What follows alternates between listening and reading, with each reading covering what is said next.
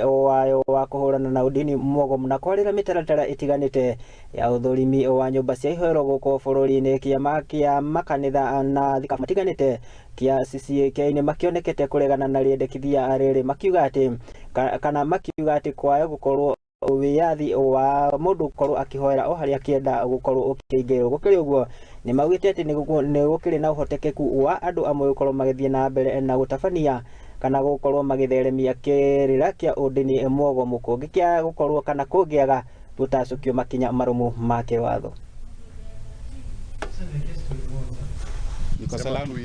We are not happy the way the church is being treated in this country, because we are wondering why we have wholesale condemnation when we have an issue of one individual like what is happening in Shakahola on Menzi.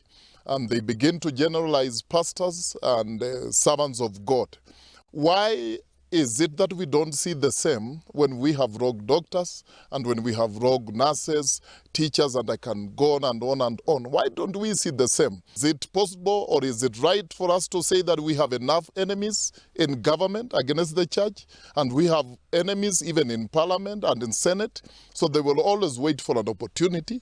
Ni mzuri watu wajue ya kwamba makanisa ndio mwanzo wa mambo yote. Hata ukifanya kazi yako kwa mikono yako bila maombi, hakuna kitu yenye unafanya.